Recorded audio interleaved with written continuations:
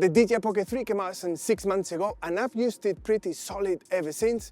And these are 15 things that I find really annoying about it. And don't get me wrong, this doesn't mean that I don't think this is a great camera, because it is. It's just that there are some things that they genuinely piss me off, to speak in plain English that everybody can understand. And the first one that I don't understand is autofocus. How about they implement an autofocus that you can actually rely and use? Because so many times the camera decides randomly to go off and focus somewhere else, or it has heavy breathing and you get this really abrupt focus hunting. Why can't they not implement an autofocus like Canon or Sony or every other manufacturer out there, where they pick up on the person's eye and they keep track of that? Another thing that they could do is something similar to auto tracking, where you select someone's head or face and the camera tracks and focus that person regardless of what it is in the frame. That would be really helpful, and I cannot believe they can do it. Now, the next one, D-Log. Well, it's not a log color space, okay? Let's just be really honest here. It's a flatter color space. I would probably say that it's more a LUT that they apply over the normal color space. But what it would be really good is that they actually give you a log profile or a log color space, because this is not log, to the point that a lot of the times it's best to shoot in normal color space. It's just insane. And another thing that I just find incredible, okay, is auto tracking. And it's great in certain situations.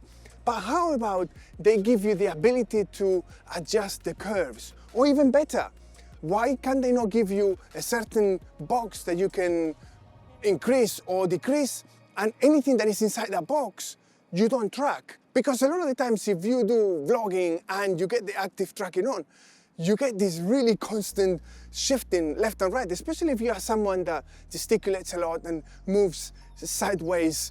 All you need is a little bit of movement and the camera is already tracking you, and it's really distracting, to the point that it's actually better that you turn it off and you just don't use it. So I only use active tracking when I want to track myself for something, start walking into a frame or doing any type of activity, but definitely not for when you're talking to camera, because it's so freaking distracting. And another thing that is really annoying is the actual screen. Now, the screen itself is really good, but how about the ability to see the screen fully without having those icons around the screen? Because as helpful as they are, a lot of the time you just want to see the whole picture. That should be something that they can easily implement on a firmware upgrade. Another thing is the lack of a 3.5mm input jack, because you might be in a situation that you want to use different microphones, better microphones, and you don't want to be relying on the wireless microphones from DJI. That would be a really nice thing that obviously is never going to happen because it's just cannot happen unless someone comes up with an adapter, but that would be something really nice that I think they left out that the Pocket 2 had. And how about these big text notifications that you get every single time you change a setting on the camera, the gimbal? Come on, stop treating us like 5-year-old kids. Surely you can allow a setting so that we can turn it on and off, because some people might find it helpful, but other people like myself, we find it extremely annoying. Another one is the micro SD card slot. Come on, this is the most annoying thing ever. It really irritates me. It's so difficult to get the card out of this camera and back into the freaking camera, especially if you don't have long nails. A lot of the times I can't get the card out or back on, and I need to use a key or a debit card or a credit card to just push it in, and surely they can work a better design. This was an issue in the Pocket 2, and it's still an issue in the Pocket 3. Come on, DJI, surely you can do better than this. And I am sure that I'm not the only one. Let me know if this is the same with you, because I find this so annoying. Another thing, this is not waterproof.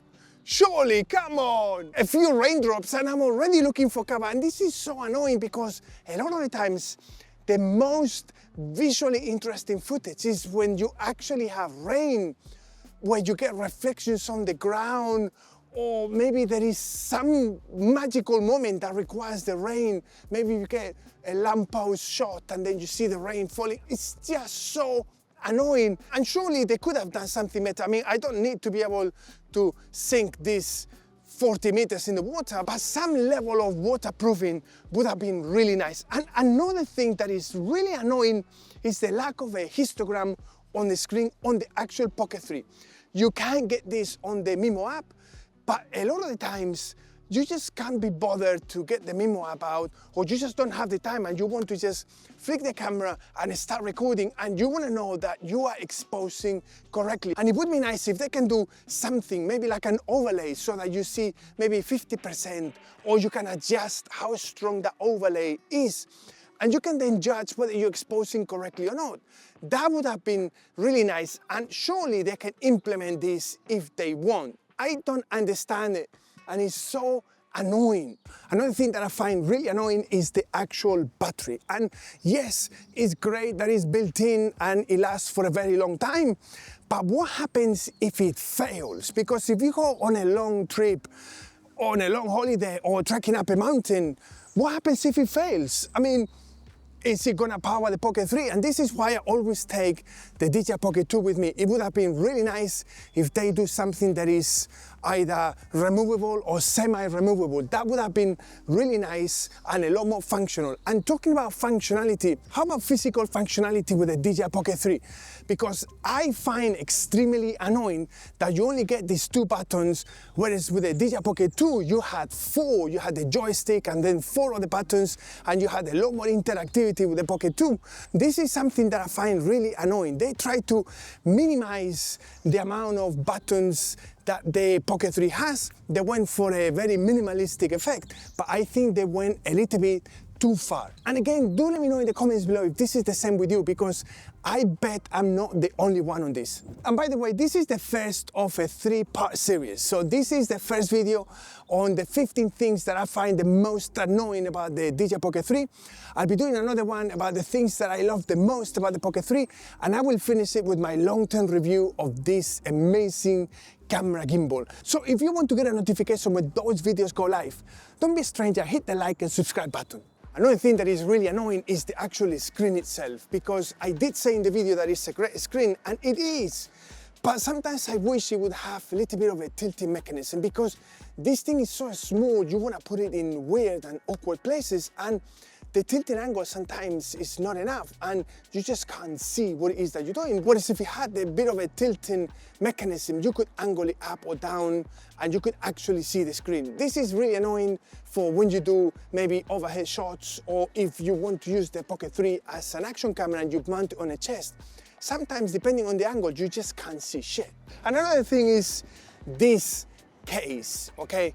This is absolute garbage, okay? Now, a lot of these things you can replace and buy third-party ones, but you know, if you spend good money on the Creators Combo, you want something that is good quality and functional. And okay, yes, it protects the Pocket 3 when you store it, but a lot of the times when you pull it out, depending on how long it's been stored, you feel that you're gonna snap the gimbal and you're forcing it. It's just not practical, and it's just too bulky. This is not good.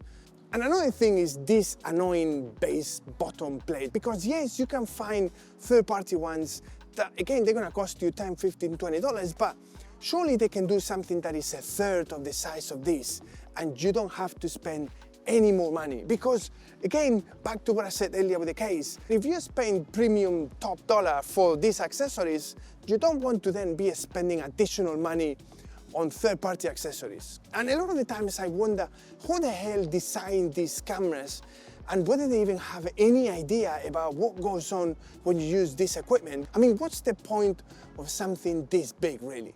And another thing that I don't understand is the lack of a full lock, a proper full lock, not one that you engage by holding the joystick or any other trick in the Mimo app. No, a proper lock mode. Because let's say that you are in a nice location like this bridge, and you want to have a shot maybe craning up, and you don't want the camera to move at all. You want that shot to be straight up and no distractions whatsoever. Well, that's not gonna happen, especially if you put it on a pole and you want to do something really nice and interesting. Well, you can't do that because you don't have a lock mode. And this is so irritating, because a lot of the times when you do side reveal shots or these type of shots, you want the gimbal to be completely dead straight and you don't want it to move or have even the slightest movement. So the fact that it doesn't have this setting, it's so freaking annoying. It really pisses me off to the point that I want to smash the thing.